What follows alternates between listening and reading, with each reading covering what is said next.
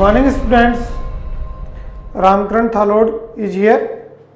अपन ने इससे पहले वाली क्लास में पढ़ा था कि गाउस का नियम क्या होता है। गाउस के नियम के अनुप्रयोग, जैसे किसी भी घन के कोने पर कोई आवेश दिया है, उसकी भुजा पर आवेश दिया है, उसके कारण कितना विद्युत फ्लक्स निकलेगा। और विद्युत द्विध्रुव है और द्विध्रुव के कारण उसके ऊपर बलागुण कितना लगेगा, उसको विद्युत क्षेत्र में रखने पर उस पर कितना कार्य करना पड़ेगा घुमाने में उसको, और द्विध्रुव से रिलेटेड विद्युत स्थितिज ऊर्जा। ये पॉइंट्स अपन ने प्रीवियस क्लास में पढ़ेंगे। नेक्स्ट अपना पॉइंट है विद्युत विभव। तो विद्युत विभव क्या होता है? एकांक धनावेश को अनंत से विद्युत क्षेत्र में किसी भी बिंदु तक लाने में जो कार्य किया जाता है उसको अपन बोलते हैं विद्युत विभव। ये एक अदिश राशि है और इसका मात्रक हुआ यहाँ से जूल पर कूलम, जिसको क्या कहा जाता है बोलो? वोल्ट। यदि इसकी विमा देखना चाहें तो m1L2T-2, ये तो हो गई कार्य की, और आवेश की विमा का भाग देंगे तो ये इसकी विमा होगी। जो प्लस क्यू आवेश होता है उसके कारण जो विभव होता है वो पॉजिटिव, और माइनस आवेश के कारण जो विभव होता है वो होता है नेगेटिव। प्लस के कारण जो विभव होता है वो पॉजिटिव और माइनस के कारण जो विभव होता है वो नेगेटिव। अपन विद्युत क्षेत्र में क्यू आवेश को ए से बी तक विस्थापित करते हैं तो उसके लिए कितना कार्य करना होगा? ए से बी तक विस्थापित करने में कार्य। तो देखो यहां से कार्य का फॉर्मूला कैलकुलेट होगा। तो W बराबर कितना आया? देखो Q0 इंटू V। अब देखो जब दो बिंदु आ जाते हैं तो वहां पर काम आता है विभवांतर। क्या काम आता है? विभवांतर। तो अपने पास यहां पर होगा डेल्टा V। तो W इक्वल्स टू Q0 अंतिम बिंदु का विभव माइनस प्रारंभिक बिंदु का विभव। तो W बराबर आ जाएगा Q0 इंटू ब्रैकेट में VB माइनस VA। तो यह हुआ विद्युत विभव। देखो विद्युत विभव की फिजिक्स में बहुत सारी राशियों से तुलना की जाती है। कैसे? आवेश के प्रवाह का निर्धारण, जो प्रवाह का निर्धारण है वो विद्युत विभव ही करता है। विद्युत विभव करता है। आवेश है वो विभवांतर के कारण प्रवाहित होता है। यदि विभव नियत है, समान है, तो आवेश प्रवाहित नहीं होता है। जिस प्रकार से द्रव्य है वो उच्च तल से निम्न तल की ओर प्रवाहित होता है। द्रव्य के प्रवाह का निर्धारण तल करता है, न कि उसकी मात्रा। इसी प्रकार से ऊष्मा के प्रवाह का निर्धारण करता है ताप। तो इस प्रकार से विद्युत विभव के अपन कई राशियों से तुलना कर सकते हैं। नेक्स्ट अपने पास विद्युत विभव का कितना क्या मान होगा, तो अपन इसके मान 7 पढ़ेंगे विद्युत क्षेत्र के। तो देखो बिंदु आवेश के कारण, बिंदु आवेश के कारण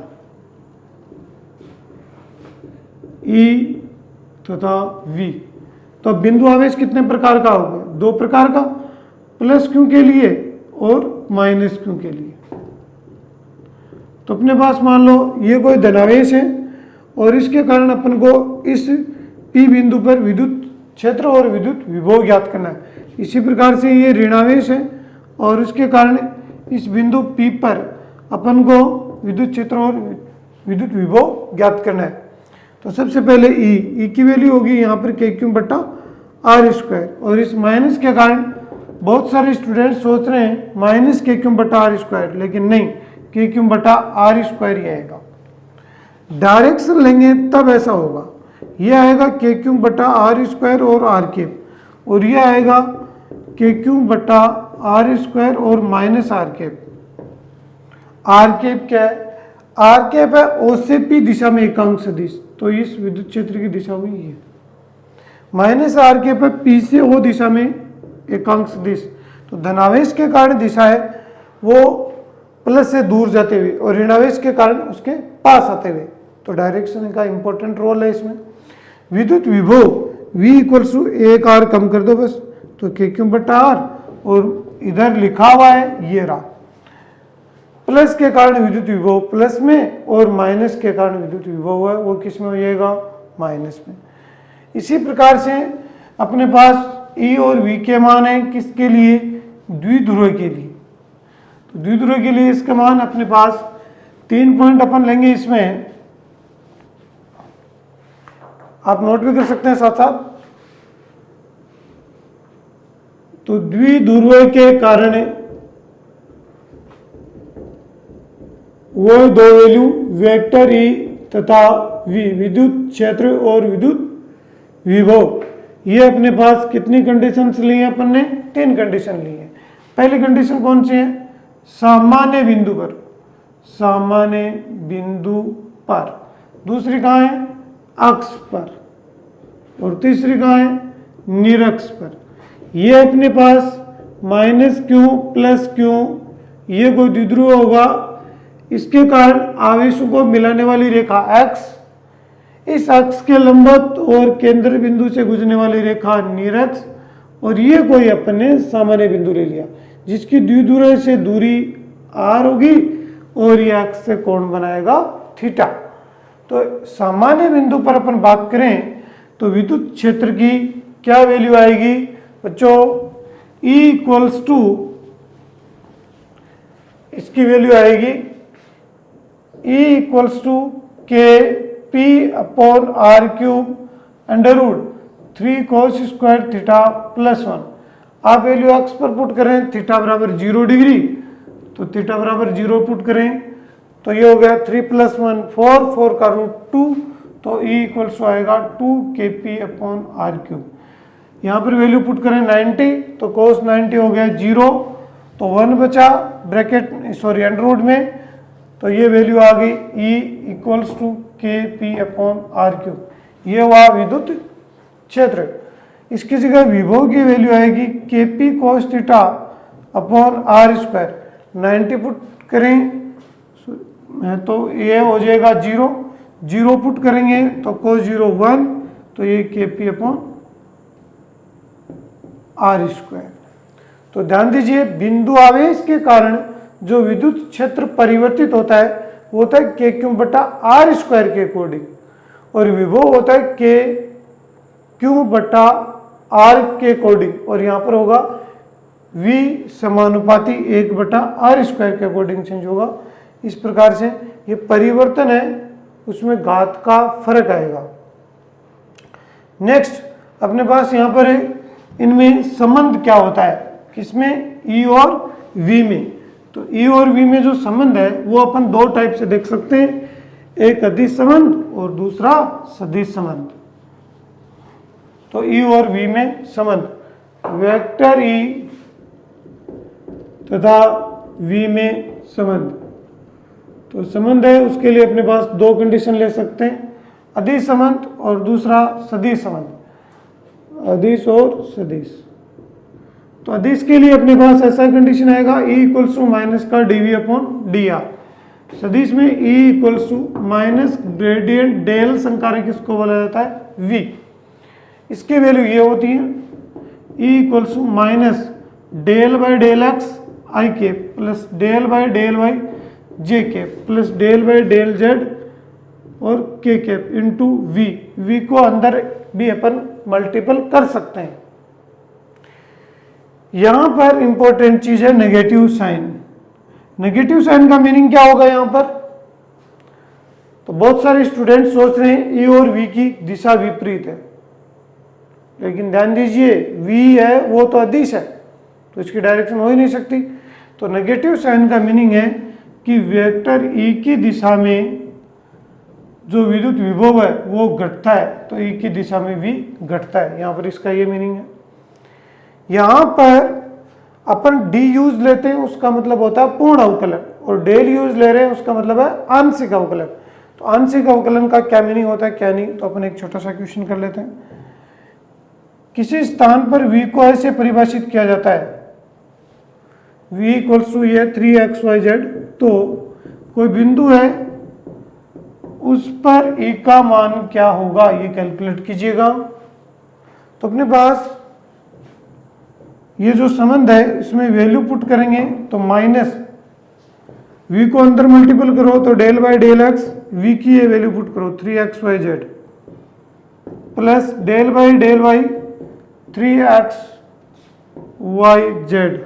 plus del by del Z 3xyz और ये आ जाएगा के कैप जे कैप और ये आ जाएगा आई कैप। ब्रैकेट हो गया क्लोज। आंशिक अवकलन का मीनिंग अब आपको यहां से समझ में आ जाएगा। यहां पर केवल x वेरिएबल है, बाकी के दो कांस्टेंट है, तो कांस्टेंट को अवकलन से बाहर कर देते हैं। तो यहां पर आ गया, बोलो ब्रैकेट में क्या आया, x dx बाई dx 1 हो गया, तो यह आ गया 3yz प्लस यहां पर y वेरिएबल है, बाकी का दो कांस्टेंट है, तो यह आ गया, बोलो क्या आया 3 और x और z बाहर आ गया प्लस यहां पर z वेरिएबल है, बाकी का दो कांस्टेंट है, तो 3xy बाहर आ गया और dz बाई dz 1 हो गया, तो यह आ गया 3xz और k कैप। पॉइंट के कोऑर्डिनेट्स दे रखे अपन को 1 1 पुट करने, तो vector e equals to minus 3i cap 1 1 ये प्लस यहाँ भी 1 1 तो 3j कैप प्लस यहाँ पे भी x भी 1 z भी 1 यहाँ से, तो ये आ गया 3k कैप। तो ये वैल्यू आ गई। यदि अपन को इसका मैग्नीट्यूड कैलकुलेट करना है तो इसका मैग्नीट्यूड ये हो जाएगा -3 का स्क्वायर प्लस -3 का स्क्वायर प्लस -3 का स्क्वायर वोल्ट पर मीटर। यहां तक क्लियर होगा सबको। बहुत ही अच्छे रिलेशन, बहुत ही अच्छे क्वेश्चन इस क्लास में होने वाले हैं, केवल आप साथ बने रहें। नेक्स्ट मैं आपको एक बहुत ही इंटरेस्टिंग टेबल बताऊंगा। इस टेबल में 20-25 क्वेश्चन सम्मिलित हो जाएंगे आपकी। छोटी सी टेबल है, कितने मान स्टूडेंट्स रटते हैं, इस ट्रिक से देखिए आपके मान कैसे याद रहते हैं। तो देखिए अपने पास 4 प्रकार के गोले हैं। 4 प्रकार के गोले कौन से हैं? चालक 2, कौन कौन से? खोखला और ठोस। और कुचालक 2, कौन कौन से? खोखला और ठोस। इनमें से ये 3 एक साथ आएंगे, खोखले दोनों और चालक ठोस। खोखले गोले को गोलीय कोष भी कहा जाता है। तो अपने पास हो गए 3, 1 2 3, ये तीनों एक साथ आएंगे। क्यों? क्योंकि इन तीनों स्थितियों में दिया गया आवेश गोले की सतह पर रहता है, तो गोले की सतह पर रहता है। जबकि कुचालक ठोस गोले में आवेश पूरे आयतन में वितरित हो जाता है, तो उसके लिए वो कंडीशन है। तो अपने पास इनके लिए 3 ये प्रेक्षण बिंदु है। सबसे पहले बाहर, तो यहां पर स्मॉल r है, केंद्र से प्रेक्षण बिंदु की दूरी। अपन ने ये प्रेक्षण बिंदु लिया है P यहां, तो इसके केंद्र से ये दूरी है स्मॉल r। जबकि गोले की जो त्रिज्या है कैपिटल R, वो हर स्थिति में नियत रहने वाली है। तो जब स्मॉल r का मान ज्यादा है तो E आउट बराबर होगा k क्यूब बटा r स्क्वायर के, और V आउट बराबर हो गया k क्यूब बटा r। ये वैल्यू आ गई। सतह पर आपको कुछ नहीं करना है मान में, केवल जो बाहर के मान है स्मॉल r की जगह कैपिटल R पुट कर दो। तो E surface equals to k Q upon r square और V surface equals to k Q by capital R। No problem. यहां पर ये वैल्यूज स्मॉल r की जगह कैपिटल R पुट करते हैं, प्राप्त हो जाएंगे। नेक्स्ट, अंदर क्या होगा? कोई आवेश नहीं है, देखिए, तो विद्युत क्षेत्र हो जाएगा 0। गोले के अंदर Q बराबर 0, तो E इन बराबर भी 0 हो जाएगा। लेकिन V 0 नहीं होगा। क्यों नहीं होगा ये समझ ले। ये इस प्रकार से कोई गोला होगा जिसके सतह पर ये आवेश है। अपन क्या करते हैं, विभव को परिभाषित करने के लिए एकांक धनावेश को अनंत से लेकर के आते हैं। इस पूरे पद को अपन दो पार्ट्स में डिवाइड कर देते हैं, ए से बी और बी से ओ।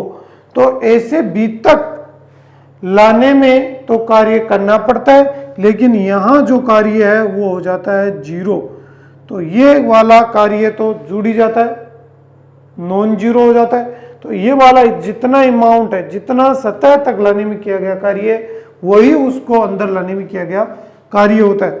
तो अंदर का मान बराबर होता है किसके? सतह के। ये पूरे गोले के अंदर क्या रहता है? नियत। यही मान कहां प्राप्त होता है? केंद्र पर। यही मान क्या होता है? मैक्सिमम होता है। और होता कितना है? KQ/R। ट्रिक क्या कहती है कि बेफालतू का कोई याद नहीं करना, जितना रिक्वायर्ड है वही करना। तो ये मान सेम रहते हैं, तो न आपको लिखने हैं न आपको रटने हैं। ये मान भी सेम रहते हैं, तो न लिखने हैं न रटने हैं। हुआ कि नहीं भाई जी? बस देखते जाएं, ऐसे ही आपको पूरी फिजिक्स बस अंगुलियों पे मैं याद करवा दूंगा। नेक्स्ट, यहां पर अंदर, तो अंदर के लिए E की value E in equals to KQ/R/R3 हो गया। नेक्स्ट, V इन की वैल्यू ये होती है KQ/2R³ इंटू 3R² - R²। केंद्र पर बात करते हैं तो केंद्र पर स्मॉल r है वो कितना होता है? 0, क्योंकि ये दूरी केंद्र से ही मापी जाती है। तो केंद्र से तो स्टार्ट कर रहे हैं, प्रारंभिक बिंदु है, तो वहां पर ये वैल्यू कितनी होगी? 0। तो ये 0 पुट करो तो V इन बराबर बोलो कितना आया? ये आया 3/2 और ये कैंसिल हो जाएगा 2 पावर, तो KQ/R बचेगा यहाँ पर। और ये अपन ने पहले ही पढ़ रखा है, ये मान कहाँ है? सतह पर। तो 1.5 V सतह, मतलब सतह का ये मान गुणा हो गया 3/2 गुणा। तो कुचालक गोले के अंदर जो मैक्सिमम मान है वो कहाँ प्राप्त होता है? केंद्र पर प्राप्त होता है मैक्सिमम। ये इस प्रकार से कितने मान हो गए? देखो 2, 4 और 2 ये मान 6, 2, 8, 2, 10 और ये। इसके अलावा ये डायरेक्टली 12-13 मान होंगे। इनडायरेक्टली कोई क्वेश्चन आ सकता है कि इसमें E समानुपाती 1/R² होगा या E समानुपाती R होगा। इस टाइप का क्वेश्चन बहुत बार पूछा जाता है, क्योंकि ये कंफ्यूज करता है। इसमें स्मॉल r पर कोई निर्भरता नहीं है, इसमें स्मॉल r के व्युत्क्रम के स्क्वायर के समानुपाती है और इसमें स्मॉल r के समानुपाती है। ये इस प्रकार की कंडीशंस आ सकती हैं। यहां से इसको थोड़ा सा अपन सॉर्ट आउट करते हैं। तो ये देखिए क्या होता है, एक परिभाषा आती है पृष्ठ आवेश घनत्व। क्या आता है? पृष्ठ आवेश घनत्व।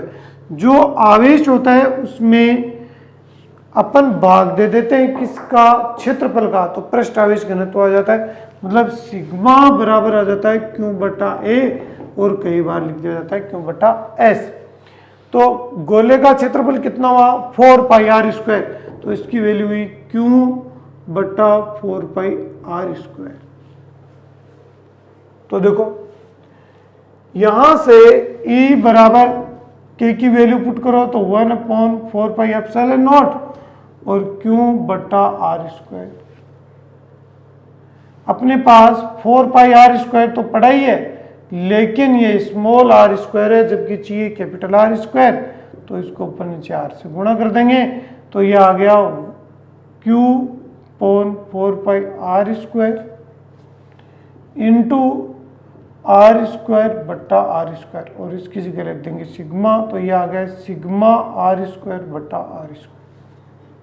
जबकि इसमें अपने पास नीचे ऑलरेडी R² है, तो इसमें E इक्वल्स टू ये डायरेक्टली हो जाएगा सिग्मा,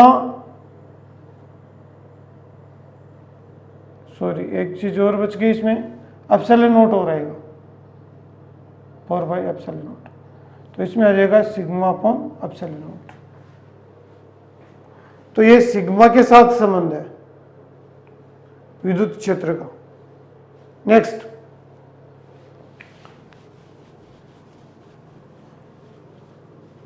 विद्युत क्षेत्र के दो मान मैं और आपको बता देता हूं।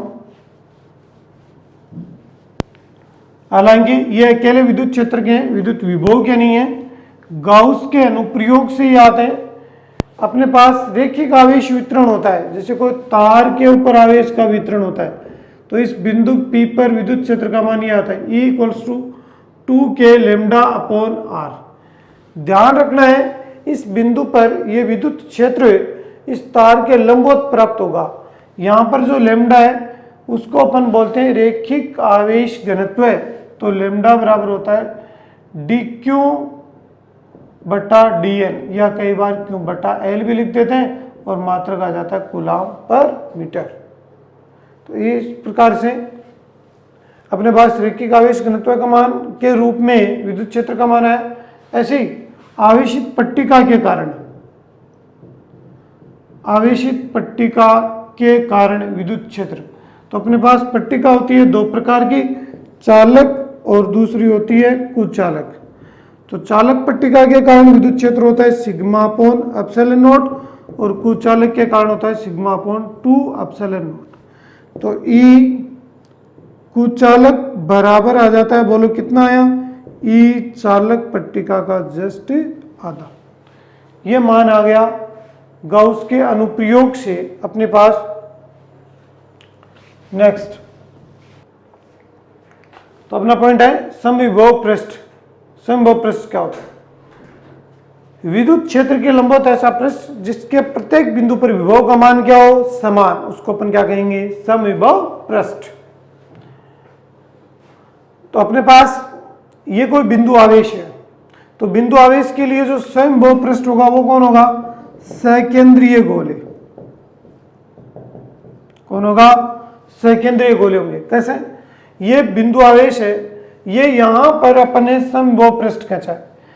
समविभव पृष्ठ में परिभाषा में एक वर्ड है विद्युत क्षेत्र के लंबवत। ये विद्युत बल रेखाएं हैं जो विद्युत क्षेत्र की दिशा को व्यक्त कर रही हैं, तो ये इसके लंबवत हुआ। तो समविभव पृष्ठ हमेशा विद्युत क्षेत्र की क्या हुआ, लंबवत। अब इसके ऊपर विभव का मान अपन ने माना V1 है, और इसके ऊपर माना विभव का मान V2 है।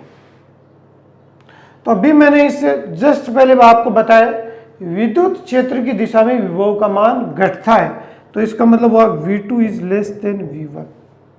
तो समविभव पृष्ठ का क्या अर्थ हुआ, जब विभव का मान तो घट रहा है।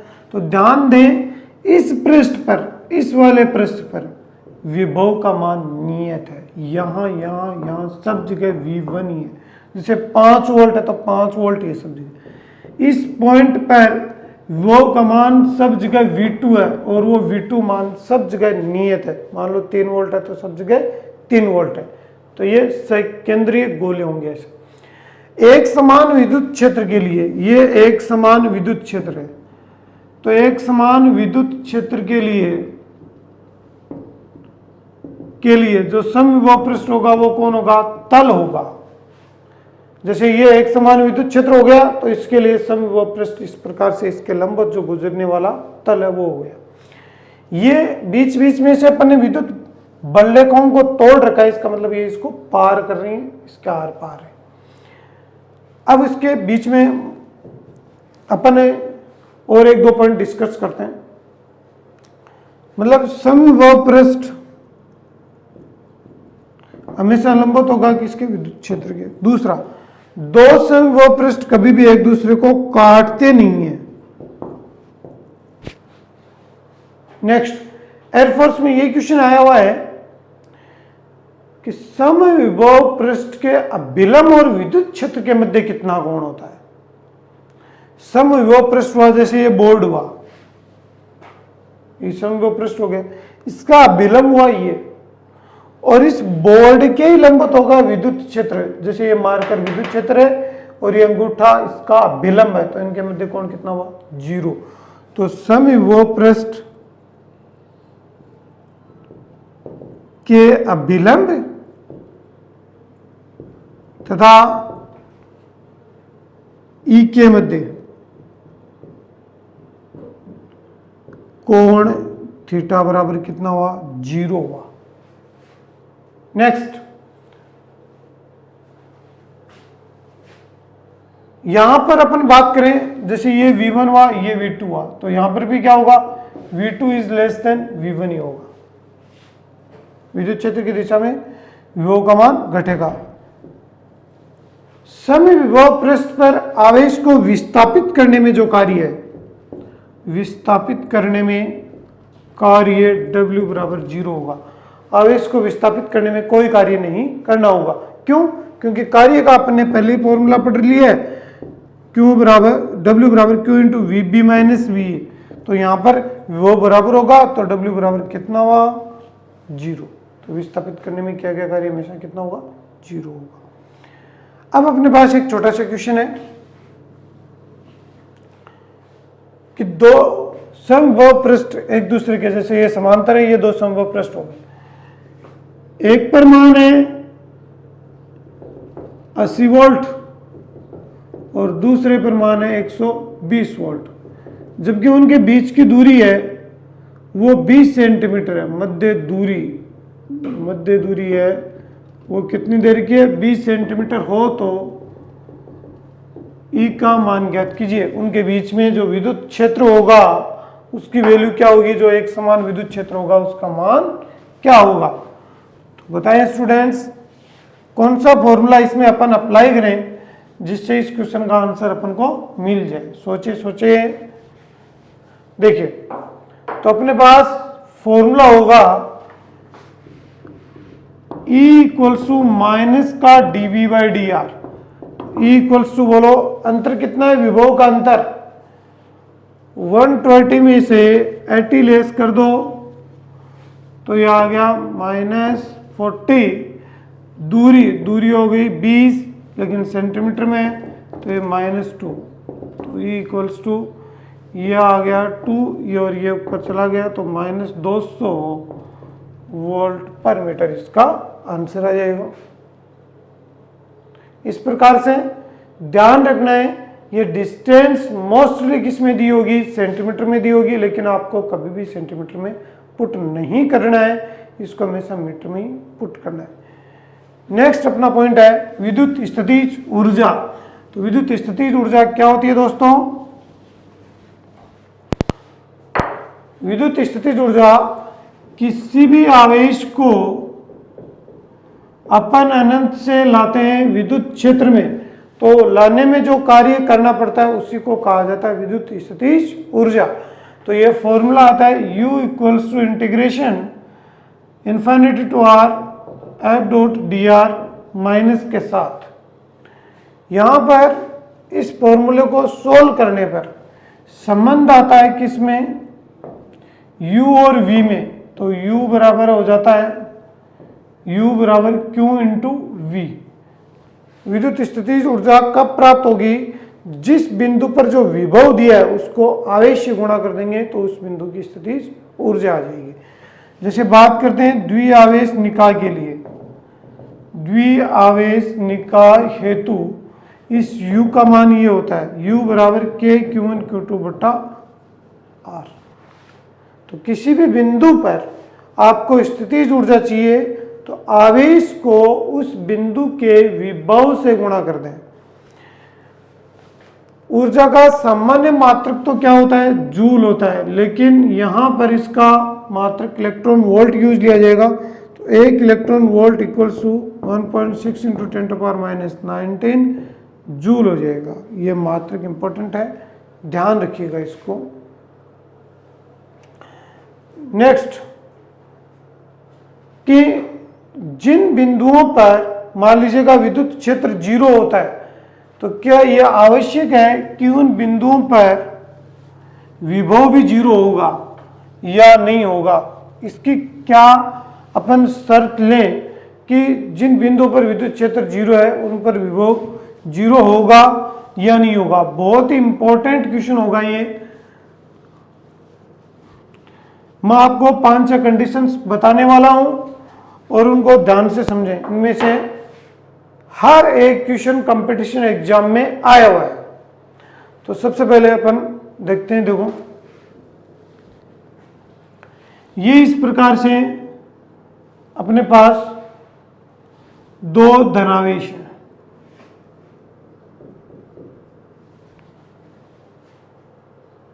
नेक्स्ट कंडीशन में ये 3 धनावेश हैं। नेक्स्ट कंडीशन में ये 4 धनावेश हैं।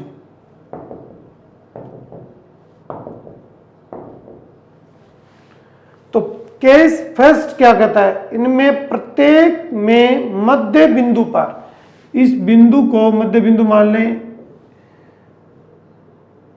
तो मध्य बिंदु पर ये इसका केंद्र मान लें, सभी में मध्य बिंदु पर जो विद्युत क्षेत्र होगा वो 0 होगा, लेकिन किसी भी स्थिति में विभव 0 नहीं है।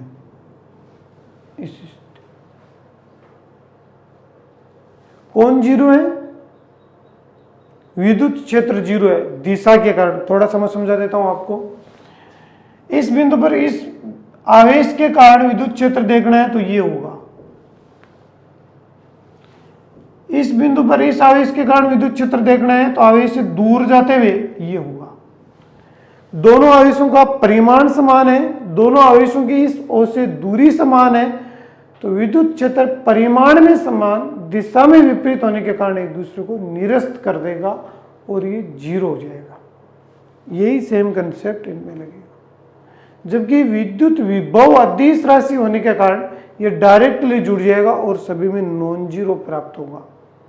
नेक्स्ट अपन कंडीशन ले रहे हैं, ये प्लस क्यों आवेश लिया, ये माइनस क्यों आवेश लिया। ये इस प्रकार से आप वर्ग भी ले सकते हैं और आयत भी ले सकते हैं, नो प्रॉब्लम हो। इसमें प्लस क्यों, माइनस क्यों, ये स्थिति लेंगे तो इसके कारण, प्लस के कारण यहां पर विद्युत क्षेत्र देखना है तो यह आवेश से दूर जाते हुए होता है, तो यह आवेश से दूर जा रहा है तो ये इवन इस डायरेक्शन में आएगा। इस प्लस के कारण विद्युत क्षेत्र देखना है तो ये भी इस आवेश पर दूर जाते हुए, आवेश से दूर जाते हुए E2 इधर आएगा। इस माइनस के कारण पास आते हुए तो ये E3 इधर आएगा। इस माइनस के कारण भी ये पास आते हुए ये E4 इधर आएगा। तो बताइए स्टूडेंट्स, विद्युत क्षेत्र 0 आएगा कि नहीं? तो विद्युत क्षेत्र 0 नहीं है, तो विद्युत क्षेत्र है EO नॉट इक्वल टू 0। इसमें भी इस प्लस के कारण विद्युत क्षेत्र दूर जाते हुए, इस आवेश के कारण दूर जाते हुए, इसके कारण आवेश के पास आते हुए ये E2, तो ये भी E नॉट इक्वल टू क्या आया 0, लेकिन दोनों स्थितियों में VO बराबर 0 आएगा। जस्ट उल्टा, विभव 0 नहीं है, विभव 0 है। विद्युत क्षेत्र 0 है, विद्युत क्षेत्र 0 नहीं है। नेक्स्ट कंडीशन, दोनों को 0 कर देते हैं। ये लो, ये अपन ने कोई एक वर्ग लिया है, प्लस क्यों एकांतर क्रम में, प्लस क्यों माइनस क्यों, प्लस क्यों माइनस क्यों, इसके कारण दोनों 0 आएंगे, विद्युत क्षेत्र भी और विभव भी। 4 मान है, 2 विभव के प्लस में आ जाएंगे, 2 माइनस में, ये तो डायरेक्टली जुड़ जाएंगे, तो विद्युत विभव तो 0 आ गए। विद्युत क्षेत्र को समझ लें, इसके कारण यहां पर विद्युत क्षेत्र ये होगा, इसके कारण माइनस के कारण पास आते हुए ये होगा, इसके कारण दूर जाते हुए ये होगा, इसके कारण आवेश के पास आते हुए E4, तो इसलिए ये भी क्या हो गया 0। नेक्स्ट एक लास्ट क्वेश्चन अपन बहुत ही इंपॉर्टेंट करने वाले हैं, जो एनडीए में भी पूछा हुआ है और नेवी में भी पूछा हुआ है। तो देखते हैं क्या क्वेश्चन है। यदि दो आवेशित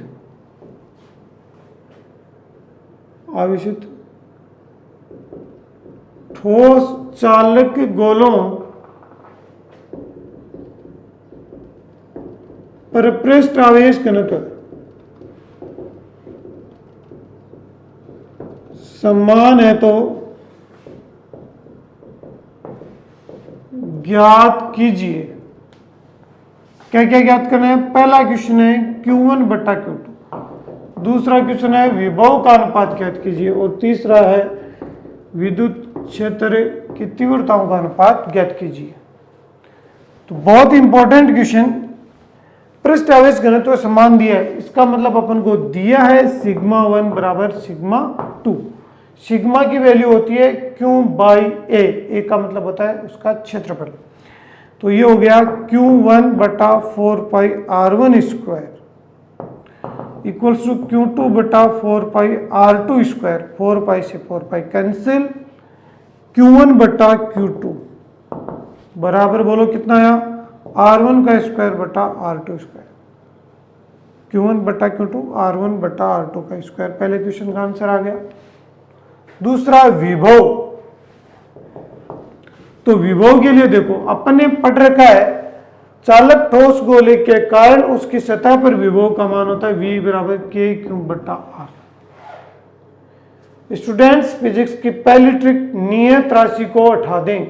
तो इसमें नियत कौन है? K को हटा दें। तो अपने पास फॉर्मूला बना सीधा V समानुपाती Q बटा R। तो V1 बटा V2 बराबर Q1 बटा Q2, और ये है इसका उल्टा, तो ये हो जाएगा R2 बटा R1। आप क्या करें? Q1 बटा Q2 का अनुपात यहां रख दें, तो ये आ गया R1 का स्क्वायर बटा R2 का स्क्वायर गुणा बोले R2 बटा R1। तो आंसर बोले ये R1 से R1 कैंसिल, तो ये R1 बटा R2 है। नेक्स्ट, विद्युत क्षेत्र की तीव्रता का अनुपात पूछा है, तो E1 बटा E2 ये पूछा अपन को। अपन जानते हैं चालक गोले की सतह पर जो विद्युत क्षेत्र है E बराबर होता है K क्यूब बटा R स्क्वायर। वही पहला कंसेप्ट, नियत राशि को हटा दें। नियत कौन है? K। तो E समानुपाती बोलो क्या हुआ? E समानुपाती हुआ Q बटा R स्क्वायर। तो E1 बटा E2 बराबर Q1 बटा Q2 इंटू R2 बोलो R2 का स्क्वायर बटा R1 का स्क्वायर, क्योंकि समानुपाती है और R के क्या है? व्युत्क्रमानुपाती है। बस वैल्यू पुट कर दें, नो प्रॉब्लम। Q1 बटा Q2 की वैल्यू ये हो रही R1 का स्क्वायर बटा R2 का स्क्वायर, तो R2 स्क्वायर बटा R1 स्क्वायर ये कैंसिल हो गया, और E1 बटा E2 बराबर आ गया 1/1। तो इस प्रकार से बहुत ही इंपॉर्टेंट 3 क्वेश्चन है जो कंपटीशन एग्जाम में आए हुए भी हैं। आज के लिए इतना ही। Thank you, have a nice day.